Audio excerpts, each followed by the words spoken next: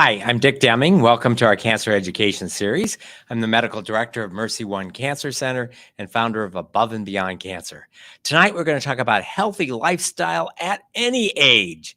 And my guest is Pete Langston. Hey, Pete. Hi. Welcome. Thank you. So Pete told me he grew up in St. Louis area. Yes. And then at about age 39, moved to Iowa. That was a few years ago. Okay. And at age 62, Pete retired from his regular work in not-for-profit, and he became a personal trainer. And we are delighted that Pete is one of the personal trainers with Above and Beyond Cancer, helping to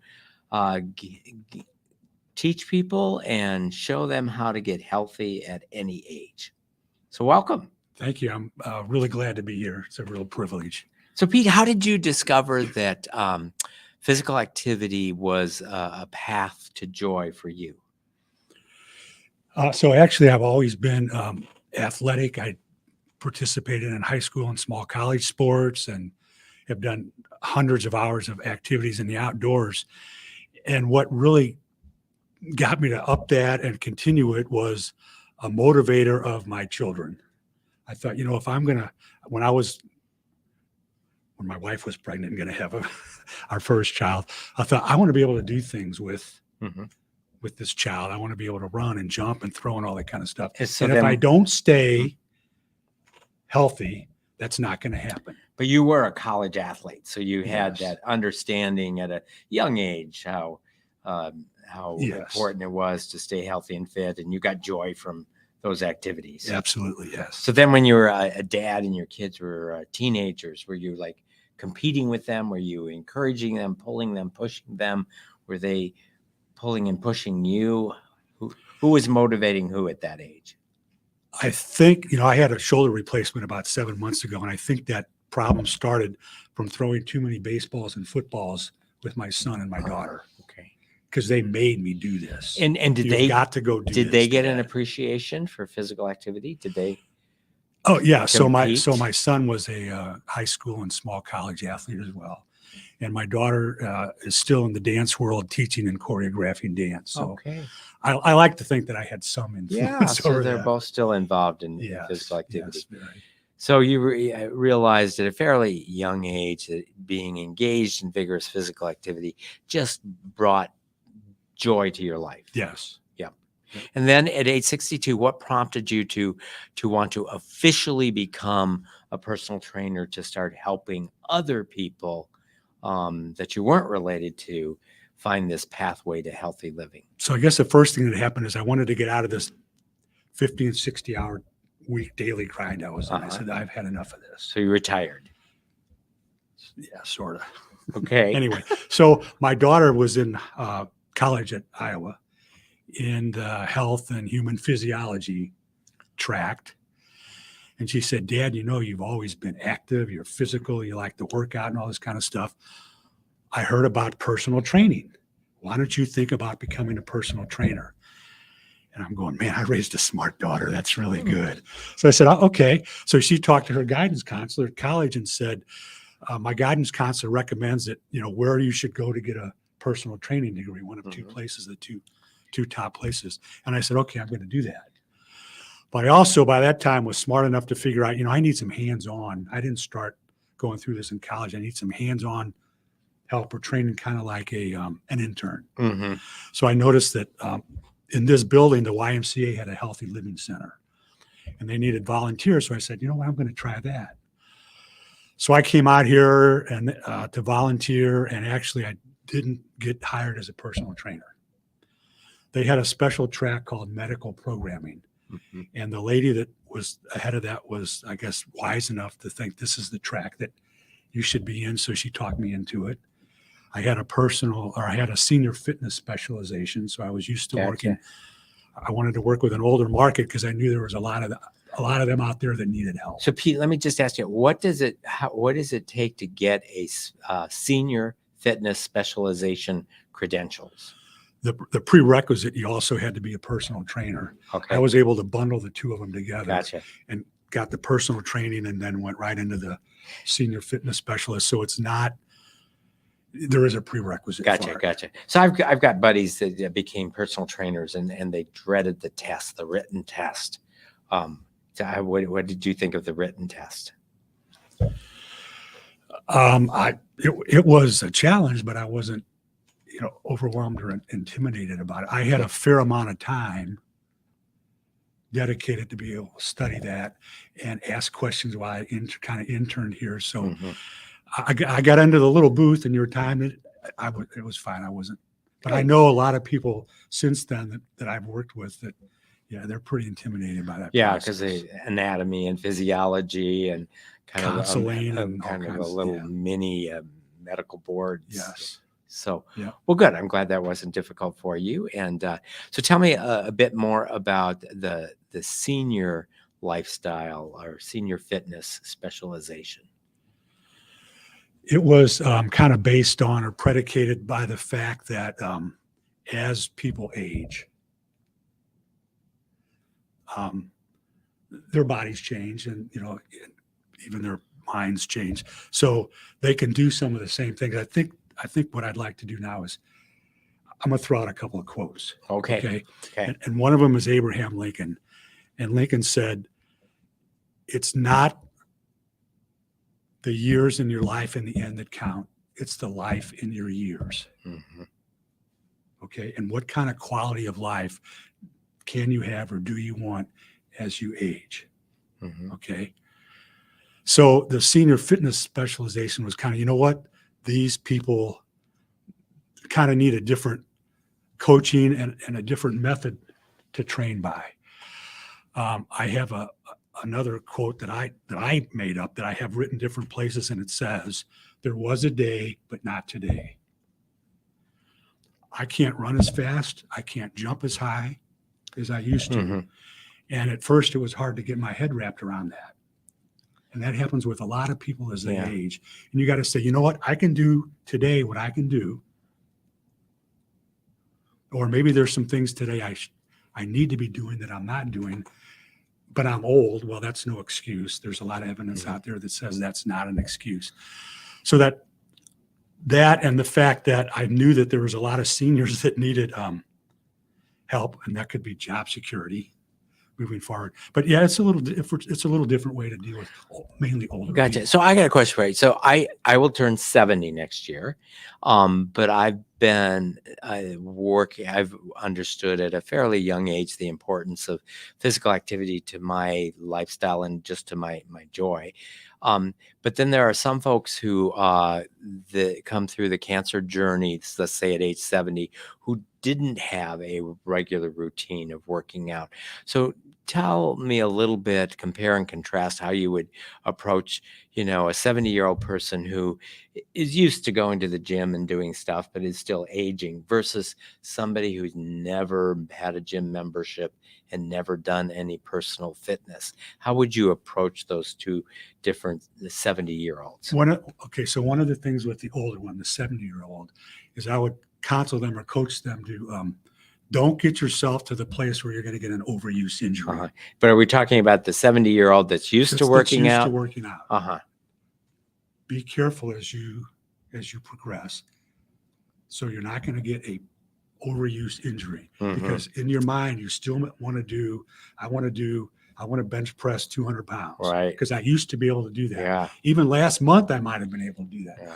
Then all of a sudden you go down the road and you can't do that, and that's okay, because that's going to happen. Okay. And so you need to watch them, see how they're reacting to how their form is, and maybe if they've gone up or down in weight or something like that.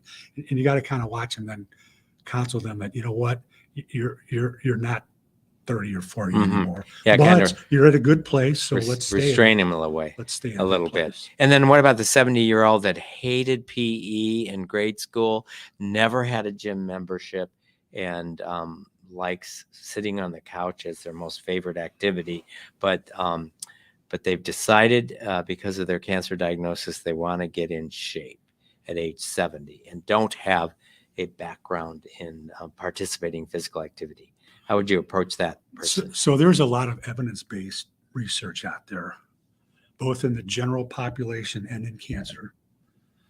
And some of them have all these fancy charts and graphs and medical terms and all that. But the bottom line is age should never be an excuse. You can enter the fitness world at any age or continue the fitness world at any age. That's not an excuse. You just have to deal with it a little bit differently. And you start out slow, right? I mean, you start out slow, you start out easy. That's why in a lot of the fitness industry, we do assessments. So we can kind of see, hey, you know what? Here's where you are. Here's what range or so the 70-year-old just walks into your office. You've been assigned to be his personal trainer. What would your assessment be? Good question. The assessments that we currently do with Above and Beyond Cancer are a little bit different than a general gym assessment. And a lot of them are based on the chronic disease world, how you would handle people in the chronic disease world. And that's a pretty broad world. I mean, it's cancer, it's heart, it's arthritis, it's lung, it's a lot of different things. And we will do what we call biometrics. So we'll get them on a special scale. Oh my God, I'm getting on the scale. I won't tell your numbers to anybody if you don't. So get on the scale, and it does your weight, and it does your percent of body fat, and it does your muscle mass. And those are important things to say, you know, hey, if your muscle mass is down here and your body fat's up here, as you age, muscle mass is important because muscle supports your joints and you're going to move better. So we're going to work on that. The big one that we do right now is what we call waist to hip ratio. We measure their abdomen, we measure their hips. Weight carried in the middle, visceral fat, is not good. It's red flags for diabetes, heart disease, things that come with obesity. So we measure that. And we don't coach to norms. We coach to where you are now, and let's see where you are going forward. Okay. So you've done the assessment. Any other things you do in the assessment? We do range of motion tests for major joints, neck, shoulders, hips, knees, ankles. Okay. Those relate to activities of daily life. So they're important tests. We do fitness tests. Okay. Most of those tests are, again, standard senior fitness tests. They came out of studies for seniors, but they can't apply to the general population. They test muscles that are used. So strength. In activity. So you're on a machine or no. We'll do, for instance, the test for your lower body, test your quadricep muscles. You get in and out of a car, you get in up and down out of a chair, you don't get stuck on the toilet. And what's the test you do with the assessment? There's a couple of them. One is a sit to stand. How many times in 30 seconds can you stand up and sit down? Okay.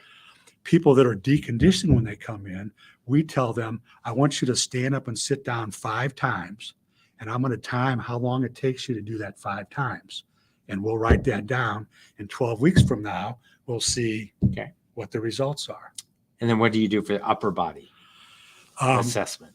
We don't currently have one because there's a lot of debate. Some people use the arm curl test, but that's not a true reading for the rest of your upper body. We do the dreaded 2-minute step test where you got to stand up and down for 2 minutes, and it really, or if they can't do that, they walk for 6 minutes.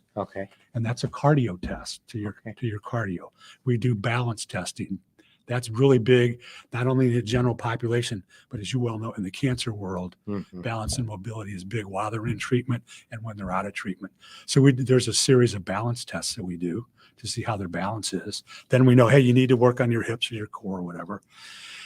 And in some cases, and I like to do, especially in the older population, shoulder mobility, which is a back scratch test. I want them to be able to take glasses and plates out of their cabinets as they age. If they're still driving, we're going to lose a lot of stuff for technology because they got backup cameras now. But if you got to turn around, so we test. I like to test shoulder mobility. We do those. How long would that whole assessment take the first time? The first time it might take 75 minutes. After that, it might be not. We ask them questions about, do you do moderate exercise? Do you walk? How much? A big one is how much do you sit? Because back when they came out with the 10,000 steps, and you've hit one of my pet peeves, is a lot of people started doing 10,000 steps. That was designed to get a sedentary society up off the couch. Okay, because chronic disease is very prevalent in society. There are 6 in 10 people over 60 have one chronic disease. 4 in 10 have 2 or more. So they wanted to get this sedentary society. We need to get you moving. So people started doing that, but this was their 10,000 steps instead of, so we tried to move people. Hey, you do need 10,000 steps, pace. but intensity is important. Okay. Then they came out with a bigger study. I wish they would have called it something different, but it's sitting is the new smoking. You don't get lung cancer from that, but the effects of sitting too much, what that does to a human body is not good. Okay. So they came up with this thing. If you sit a certain amount, that's not good. So we talked to them about sitting. If you sit for 8 hours or more, that's not good unless you have some kind of moderate exercise routine. You can negate some of that. But if you're sitting around not doing a lot, if you don't already have a chronic disease, you're really susceptible to the next thing down the line. Pete, you've just done the assessment on this guy, the 70-year-old, and now you're going to come up with a program, a fitness regimen for him. What would that consist of? So there, in the above and beyond cancer world, there's 2 things we can do. One is, as we talk to them, we can recommend a class to them. We know that in the fitness world, there are 2 distinct categories of people. You're either okay with classes or you want to do it independently. Some people go. So that's will part go of back your and forth assessment to try to ascertain you're that. a group person or a solo person. We are mostly class-based Mm-hmm. because we know and believe that the additional coaching and personal attention you can get in a class is good. And so is socialization. Again, there's a lot of research out there about socialization and how that helps. Mm-hmm. Mind, body, spirit, all that kind of stuff. If it was an individual, we know the right kind, hey, you're going to start at a lower weight. You're going to work major muscle groups Mm-hmm. in your body, your biceps, your chest. We know that those are what's important to somebody, but we'll start them out low and slow. Yeah. And so do you start them off with like bands or free weights or machines? How would you guide someone into starting a resistance training? Yes. So let me take bands first. One of the things we need to be careful with bands is breast cancer survivors who have lymphedema. And there's some research out there, a fair body of research, and there's a lot of governing bodies that say, do not use a band, especially for chest and other things with people with lymphedema, because a free weight, how much that weighs. It's 5 pounds, and it's 5 pounds through the full range of motion. When you start using bands, you don't know what the weight of the resistance are, and it isn't the same necessarily. Mm-hmm. So you prefer free weights, especially in a class setting where we kind of we do have some people in our classes who to work their chest, we either do a floor, wall, or ledge push-up. If they can't do that and they don't have lymphedema, we will have them use bands. But typically we want to use either body weight or free weights. Mm-hmm. I don't like to call them dumbbells because we're all smart. But and what about all the machines? You walk into a gym and so there's a machine for every muscle of the body. Machines are a little different animal too. There are some machines where you have a back where you can get that back support that really concentrate on whatever muscle you're working, because you're not out in free space trying to support this. Mm-hmm. Stride machines and some things like that. There are other machines, and I know YMCA's just got some, and other fitness places has them, that they have the cables. Mm-hmm. If you have joint issues or you're just starting out, you got to watch those cable things, because there's other muscles that come into play. And so that's not always the recommended. So again, through these assessments, we can say, whatever your modality is, mm-hmm. this is what we recommend you to use. So, and how often should a 70-year-old person getting started in a fitness regimen, how many days a week or hours a day or hours a week should they be doing a resistance type of exercise? Okay. I want you to remember or write down this an acronym. Okay. FIT. FIT. F-I-T. 2 T's. F-I-T-T. F-I-T-T. Okay. Frequency, Uh-huh. intensity, type, and time. Okay. And this will tell you that you need to do strength training recommended 3 times a week. You can't do strength training on the same muscle every day. You have to give it 48 hours of rest. Up to 3 or 4 times a week, depending on what muscles you're working. Cardiovascular recommendation is at least 3 times a week. You could do that 5 or 6. You notice none of this says 7 because the body needs to rest. Is it okay to do both on the same day? Yes. The aerobic and the resistance? Yes. Yeah. Yep. What that leads you into, though, is if you're doing both of those and you're just kind of going through the motions and there's not a lot of intensity or effort there, you're not getting the full benefit out of this.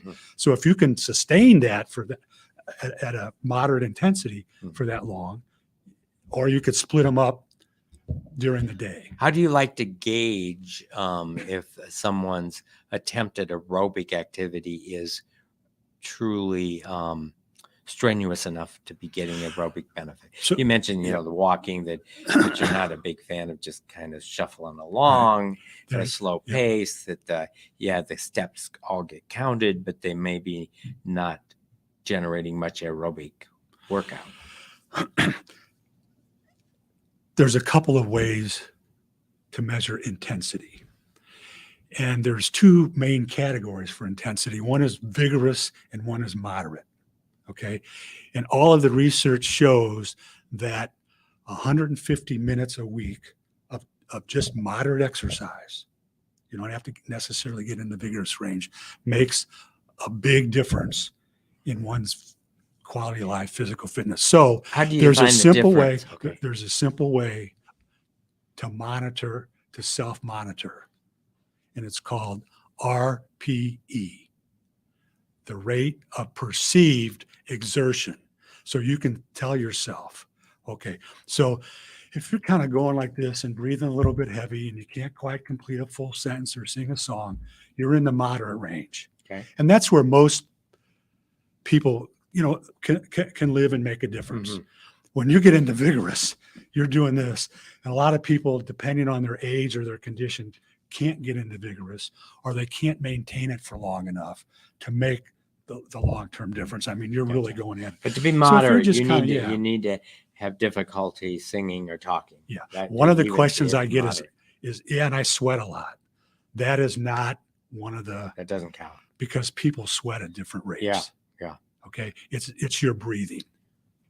And, and you can kind of figure out. Now, the other way is a little more complicated. If you're using one of those machines and it's got the grip on it and you can put it on there and it shows how many beats per minute you get, you can monitor that, and you got to take your age, right?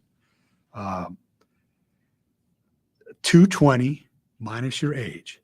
That gives what's called your maximum heart rate. That's, you don't want to get there. You do a treadmill test for heart or whatever it is, and you're max and you're ready to pass out. So what you do is you take that number and you want to live between 60 and 80% of the max number. And that's how you can monitor it if you're on a machine. Do you like folks to have heart rate monitors? Or do you think perceived effort is fine? So the heart rate monitor and the app thing are something that's in today's world, for some of us, is somewhat difficult to coach to. The heart rate monitor is okay if you know how to use it right.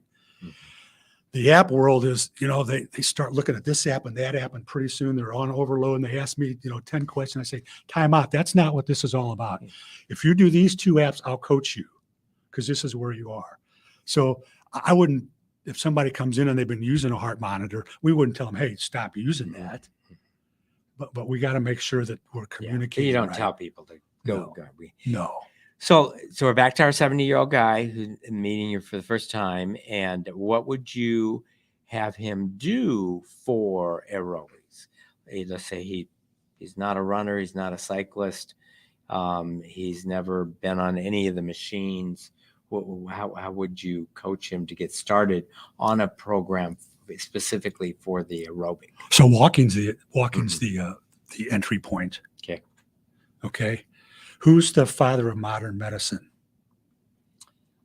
The father of modern medicine. He's a Greek. Would be the oath, the Hippocratic oath, Hippocrates. He's Hippocrates. the first person that actually came out and said how important walking is to somebody. That's how far back it goes. Okay. 650 BC. Hippocrates said, if you want an aerobic workout, start walking. Or if you want to get good health, Okay. back then, you walk. Okay, so walking is kind of the Yes. entry point for, Yes. for aerobic. Yes. Okay. If you can or don't want to do anything else. Yep. Walking. And you obviously encourage them to walk at a pace that they're huffing and puffing and having a difficulty. This is carrying on where a time and or distance would come in. Okay. One of the things we got to watch out in our culture is everything more is better. Right. So I want to walk for distance. And we might say, why don't you walk out 10 minutes and back 10 minutes and see how you do that and do that for a while, as opposed to I got to walk 5 miles. You might work up to 5 miles, but let's walk 12 minutes. Let's walk 15 minutes. Then we'll start seeing, okay, but we've grown up in this culture that I got to measure this and it's got to be miles. And you can do both of those, but you got to kind of watch. And in a gym. So obviously, this Mercy Health and Fitness Center does have an indoor track, so that makes it easy no matter what the weather is. Also makes it easy for a coach, a trainer, to be able to sort of observe them while you're working with other clients. What are some other activities in the gym that are good for aerobic health? That would certainly depend on their conditioning related to not just muscles, but bones, how well they're moving. You get people.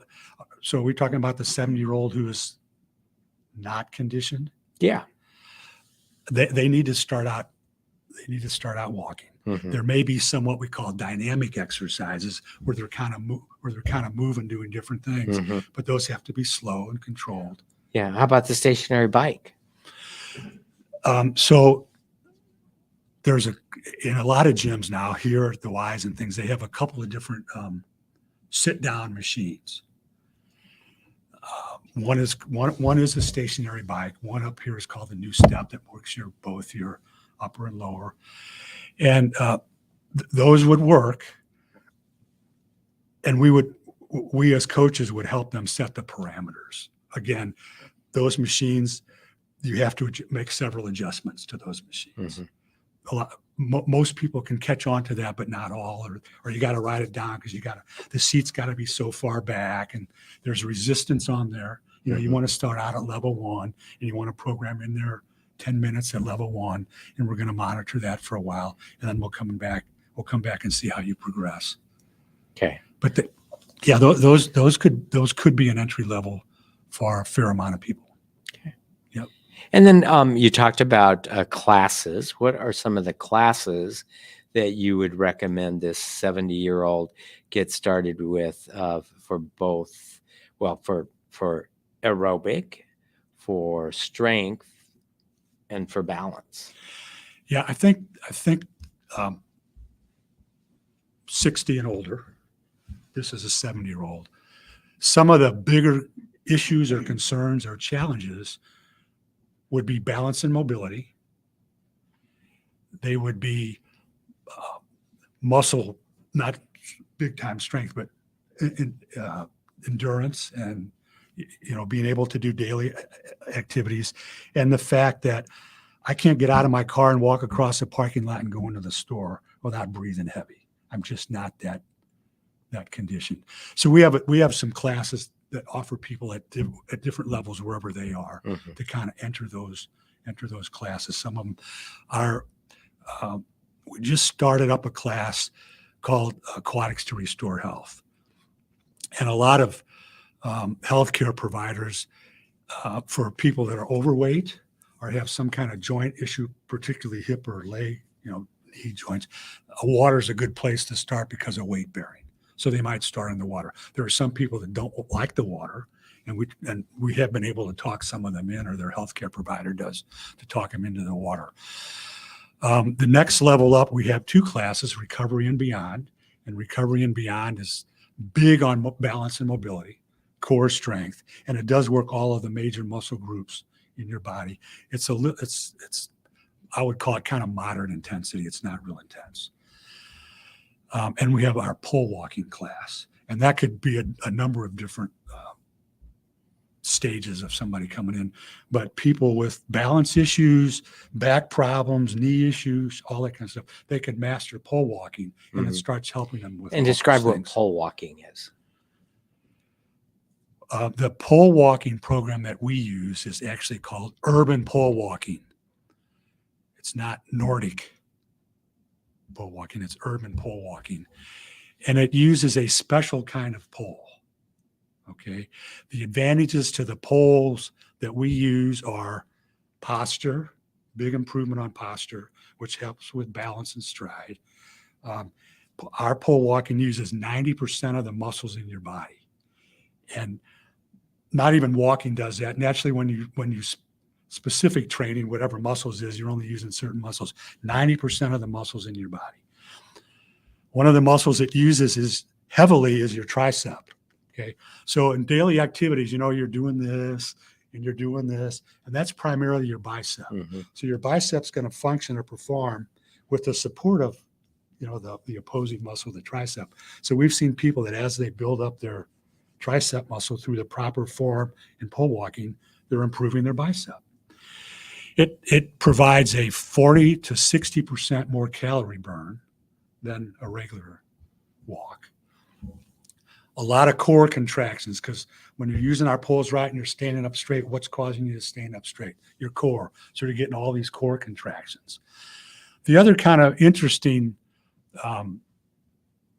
peripheral thing that it does is it's cognitive. It really helps your cognitive sense, okay? The nerve, the signals because you got to concentrate on a lot of things. When we start people out pole walking, we have them walk and they just drag their poles and they go, what? I said, your brain's getting used to you having something in your hand because it's saying, what is this? This is foreign to me. Before you try to opposite stride and straight arms and standing up straight, you got to remember all this kind of stuff. So it's really good for cognitive. So there's a lot of benefits to pole walking. Kind of like chewing gum and walking at the same time, or patting your head. And then some of the other classes that we have a class called Total Training. Typically, and not always, but typically that's a little higher level than either Aquatics to Restore Health, Recovery and Beyond, or pole walking. They do some what's called Tabata. So they'll do this fast stuff for a few seconds and then they'll stop and they'll do this and they'll do some different movements, maybe with lunges or some other things that a lot of these other people can't do. Now, all of our classes have modifications. So if you can do 80 or 90% of what they're doing, say in total training, but there's a few of those things that you just can't do, hey, don't go to another class. Stay here and we'll modify the few that you can't do. We have some people that are in 2 classes, not once. Water and Recovery and Beyond are very complementary. Pole walking and some of these other classes are very complementary. And in the total training, it sounds like you get a combination of the aerobic and resistance workout. Yeah, and there's a little balance and mobility in there. So by going to multiple things, that brings up another point of in the FITT, the time it's been well documented, and I said it before, that 150 minutes a week of moderate exercise. And people get burned out. I'm not going to pole. I just can't or don't want to pole walk every day. Okay, so pole walk 2 or 3 times a week, because if you pole week 1 time a week, you're not going to get the benefits from it.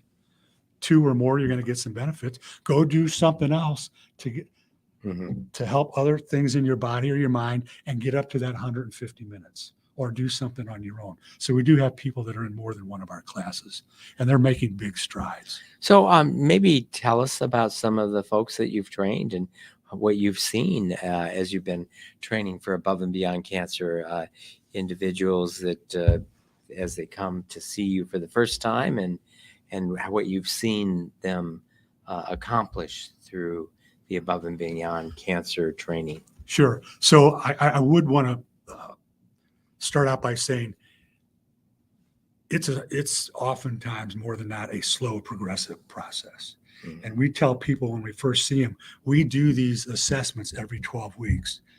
Typical adaptation to an exercise program is about 12 weeks, some maybe 8, 10, 12. So we want to see your progress. So it's a slow progress.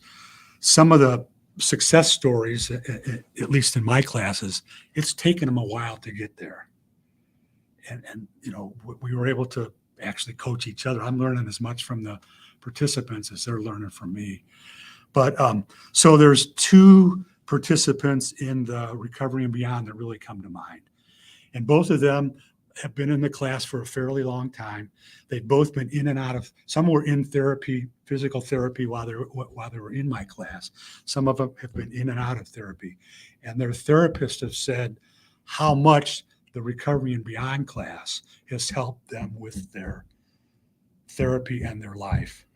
And, we're kind of on the same page. We know the evidence-based exercises that we do are some of the same things that a therapist would be doing or would recommend. Yeah, physical therapist. Physical therapist, but that's supplementary or additional. So that's a pretty powerful thing.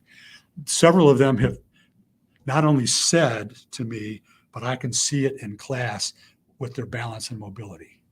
We've done these drills where they step over these little mini hurdles, and the space between the middle hurdles, I've closed up a little bit because they can maneuver those hurdles better. Or if with the ladder drill, we'll have them, they used to walk through, now they got a high knee through it. And so you can kind of see their eyes light up that, 12 weeks ago, 24 weeks ago, whatever it is, I couldn't do that. I wouldn't even, we have them do a tightrope walk, like without the windows, without the pole. And they were all over the map on that, up against the wall. And now they're tightrope walking down the floor. So there's a lot of pole walking. There's been several people say that their lower back issue has improved. One of them said, "Hey, it's almost gone away." Several of them said, "Wow, I feel much better." Well, you know what? You're standing up, you're moving better, you're walking better. So hopefully that would help you. They've noticed some upper body strength, and some of them have already started to show some weight loss. Okay. Now, it's because they're doing that several times, and they're doing what they're supposed to. The time, the intensity, all that kind of stuff. So and I know a couple of people in Mary Hukelim's other classes because I've subbed for those. Man, I'm sorry, there's one in the class here. And I know from substituting them, 6 months later, I can see in her class now the progress these people have made. Because I'll come in with a whole different routine. Mm-hmm. And they'll kind of go, oh, and they're getting it. And it's really nice. So Pete, you talked about weight loss and that exercise can be important in weight loss. Do you focus on nutrition, and do you, as you are coaching, inquire about what they're eating? What'd you eat yesterday? What sort of how do you incorporate the nutrition aspect of fitness into personal training with your clients? In my classes with my clients, I'll in the assessments, we always ask them, "Do you have any goal? What do you have? Do you have any goals or expectations?" And quite frankly, we try to narrow that down to 1 or 2 because they'll start spitting out, "I want to do this, that, and the other thing." And research shows you start doing more than 1 or 2, and it's not going to happen. You just can't do that. So I will sometimes suggest, hey, pick 1 or 2. One could be in the fitness world, one could be in the nutrition world. If they tell me, hey, I want both in the fitness world, I don't argue with them or go there. But if they'll say one's in the nutrition world, we might start having a conversation. Hey, what are you looking at? Are you looking at weight loss? You are looking at, better diet? Have you heard some things about cancer and nutrition? So I try to throw out tidbits in my classes as we go, or hear feedback from them.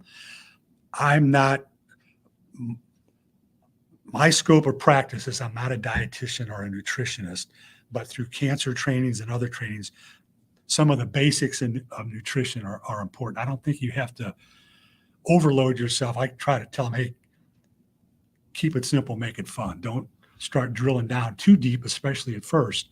But, the balanced diet, one of the big things that we see today is quantity or portions. They're just outrageous. And that gets people into problems almost as much as the type of food they'll eat. So I try to tell them, hey, you need to watch not just what you eat, but you need to watch portions and how much you eat. So how do we come to a middle point there? Pete, what are your favorite classes to teach? That's like asking me which one of my children or grandchildren are my favorite. Which one of your grandchildren is your favorite? Yes, they all are. And the reason I say that is that even in pole walking, the two classes, the dynamics are not exactly the same. The dynamics definitely between an aquatics to restore health and a pole walking class are not the same. And the challenges are different and the people are different. So they're all great. I love them all. Okay. Are there classes that you look forward to starting? If you were told, you know what, we want to add something new in the regimen, what are some classes that you're aware of, some training that we're not doing that you think might be something that would be worth looking into? So before this, I came from a meeting with our program director, Mary Van Hoogelen, who, by the way, is very high maintenance.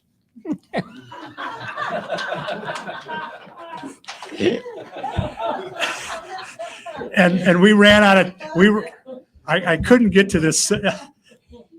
I couldn't get to this subject, but Tuesday in my Recovery and Beyond class at the Waukee Y, I talked to somebody, and especially for older adults, line dancing. Line dancing. Yes. All right. Cardio, balance, cognitive, all this kind of stuff. I'm doing a project now with some high school students from Waukee. And it's a neat program they have. These students every year have in their health classes have to pick a project. So I call it the Grandparent Project. And I've got high school students paired up with their grandparents to initially start walking, maybe walk and then exercise, maybe start throwing a little education in there. And it's going very well. We're collecting stories from them on their walks that I'd like to try to turn into some kind of marketing thing. But, okay, so imagine, well, I don't want to do that. Okay, well, your grandson's going to ask you to go to this line dancing thing, and they're going to play music from the 40s and 50s, and you're going to line dance because you can't say no. And you're going to get all these benefits out of line dancing. We just have to find, I got 2 left feet, even though my daughter's dances and choreographs. I don't know where she got that from. We would just have to find the right kind of instructor. On that whiteboard over there at the end, it says, enjoy the show. That's what this class would be. There's a lot of evidence out there about laughter and socialization and the generational connections. This could be, and music. And these classes are done. So who comes first, the grandparents or the kids? I mean, are these kids doing the project and then you say, hey, kids, you go get your grandparents? We recruited the grandparents, gave them a little training. Okay. And they had to go talk to their grandparents. And we made sure that they knew that their grandparents are not going to be able to say no. Okay. Don't be intimidated about that. Go ask them because they're not going to tell you no. And we've got them walking and talking and exercising. So line dancing could be. Yeah. So when do you do this grandchildren, grandparents collaborative work? So I have 2 student coordinators.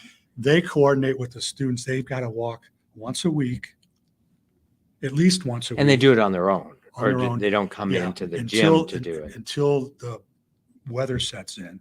Okay. Then they have to have a conversation. Several of them already say, we're not stopping. We'll go indoors. I'll make them go outdoors, whatever, until the end of November. And then we put this report together. Okay. And it's really going, it's going pretty well. Yeah. It's Nice. pretty good. Nice. So have you had the first line dance class yet? No, we need to get one. I see. We need- That was answering the question, what do you want to do? Yeah. Line So, dancing. so line dancing. Country music is big these days. One of the balance and mobility drills we do is called the grapevine. And us back in the day when we were at the high school dance had to do kind of the line dance and the grapevine down there. Balance, hips, core, cognitive, all that kind of stuff. Mm-hmm. And now you got to start line dancing. You don't just go side to side. You got to go all these different directions. It could be a big deal for a lot of ages. Yeah. I'm on this kick now with the Invincibles. Okay. The 30 and 40-year-olds. I'm fine. Nothing's going to happen to me. Don't bother me.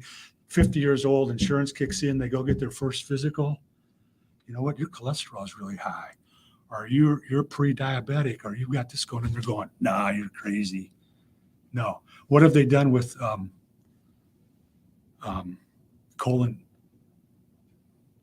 prostate colon test? What's gone from 50 to 45? Yeah, for doing colonoscopies. Yeah, colonoscopy. Yeah, in the United That's States, creeping down. we're seeing colorectal Obesity cancer at in a young younger. people is just, Yeah. So I'm on this kick about the Invincibles. How do we get them going so they don't, when they get to that age, it costs the United States $4.1 trillion a year for healthcare. That's more than we spend on primary and secondary education. It's outrageous. Yeah. And, And we don't spend very much on health prevention. and prevention. No. Yeah. So, you get something as simple as line dancing, and they get up and they get going. And so, Pete, the first examples I gave you were men. Let me ask you, how do you approach training differently, or do you approach training differently for a 70-year-old man or a 70-year-old woman? trying to get me in trouble? I don't know. Where are you gonna go with the answer? I will tell you a short story that when Hillary Clinton was running for president, and there were conversations around the table about females and what they can do and all this kind of stuff, I quite honestly said, you know what? Males and females, they need to be treated the same. No ifs, ands, or buts about them. But there are some differences. They are not always exactly the same, right? Mm-hmm. So there's some. I mean, they can walk, they can lift, they can run, they can do all of the same things that a man can do. So I don't start there. I start, here's the basic things. Let's go at it. Now, in the cancer world, in the recovery process, there may be some different things, but generally, hey, I don't. So you really don't approach them differently? No. Okay. No. In some of the strenuous outdoor activities that I've done, when there goes all the ladies, when I was younger and I found that, I said, you know what? This is great. Look at them. My daughter helped with this a lot too. I got to tell you, growing up, raising a daughter, but you got to approach things. I think the biggest thing is you have to meet people where they are. Okay, if that makes sense. Mm-hmm. So male or female, old or young, wherever they are through assessments and coaching, that's where you start and that's where you go on from. So Pete, I would imagine that your own personal fitness regimen has changed from age 25 till now. What would you say has been the major way in which you've changed your own personal training? And what do you see happening in the next 10 years for yourself in terms of how you continue to approach fitness? So I first want to say is I'm going to go through all this. I don't always like to have people compare to me because they might not be able to do. I know that some people, it's an inspiration. That's fine. So when I got out of college a little late. I was almost 25 when I got out of college for several reasons. Having been an athlete and very active in the outdoors, I just kind of kept up a lot of things. Okay. When I started getting it, when people started daring me, hey, let's go run a 10K. Let's go do this activity. Let's do a triathlon and all that kind of stuff. My routines changed. A couple of things that haven't changed is I still look at intensity. I still look at the time that I put in. I still look at, hey, I'm going to do cardio. I'm going to do strength training. I still look at all that. Can I curl 3 sets of 14 with a 35-pound dumbbell? No, absolutely not. Can I run a 10.1 100-yard dash? No, not even going to try. So that's why I have this saying, there was a day, but not today. Yeah. Because the reason I coined that is I pulled my hamstring training with some younger people when I was 62 years old. And I said, you know what? I'm not going there again. I can do what I can do today and I can be happy with it. So I still do 400 and some odd minutes a week of cardio and resistance training. I still do. A lot of people shy away or they don't like resistance training, which is extremely important. I stretch every day for 15 or 20 minutes every day. Are you more in tune to your body as you talked about hamstring, you talk about stretching. Are you, at a younger age, it sort of was always there to do whatever you asked it.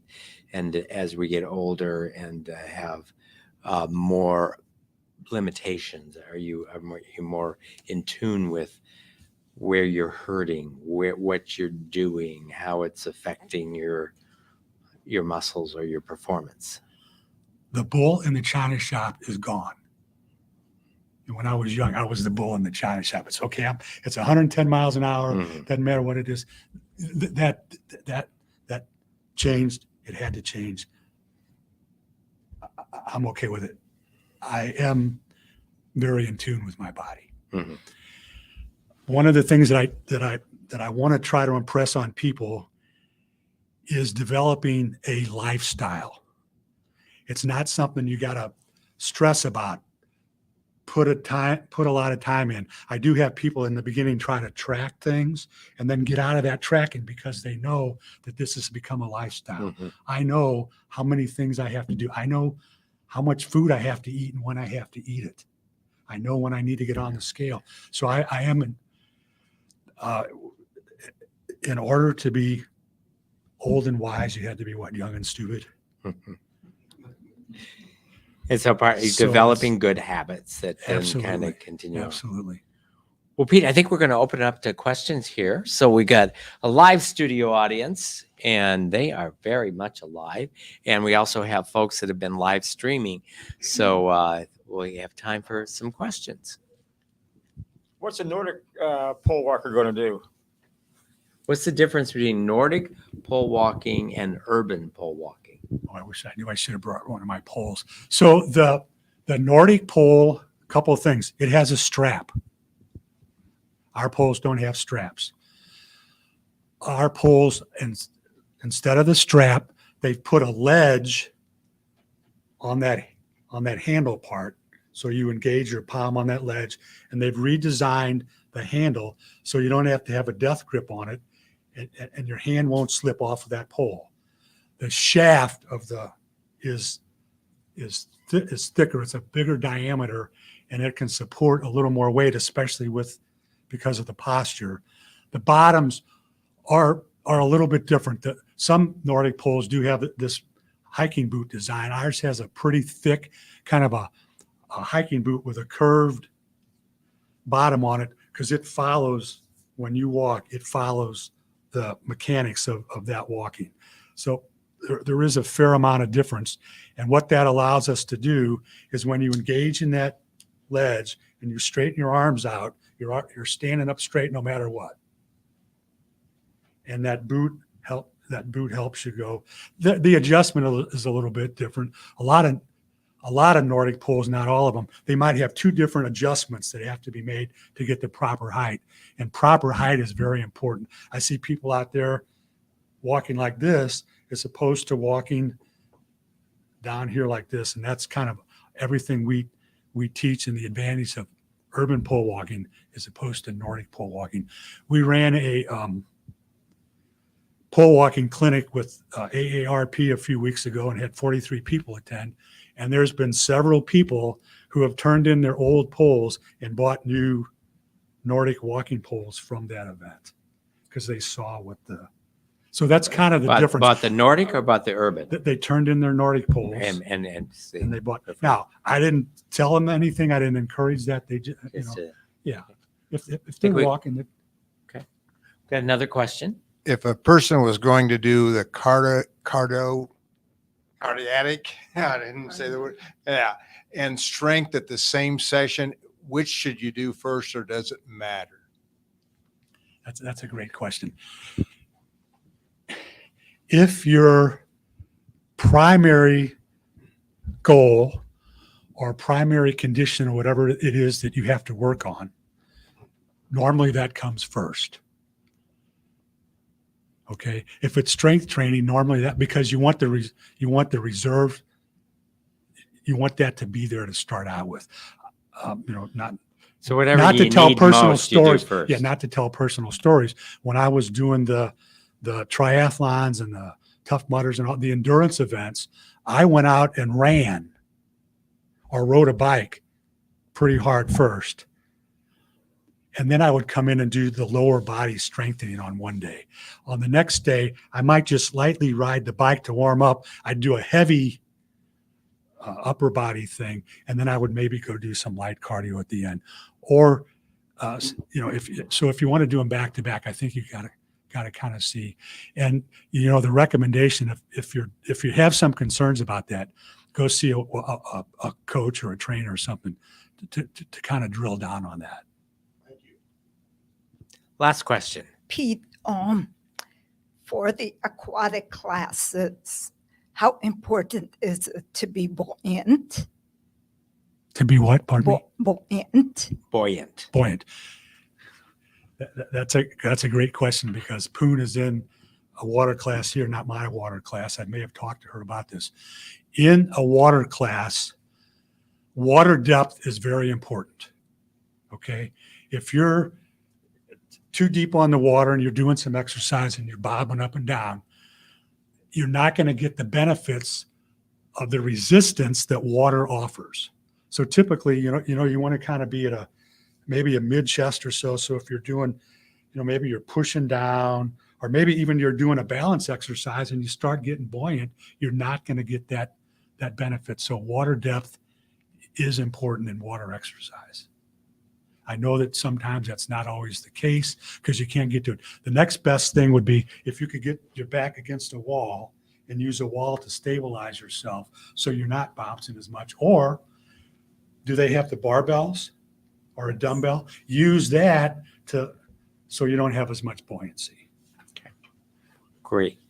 Well, Pete Langston, thank you for being here and sharing your fitness tips. And thanks for what you do for Above and Beyond Cancer. My pleasure. Because I get lots of great reports of how much fun you make working out. So thank you for doing it. Okay. Thank you. And thanks again, everybody, for attending the Cancer Education Series. The Cancer Education Series is funded in part by a grant from the Rosalie and Sherry Exline Ziegler Fund.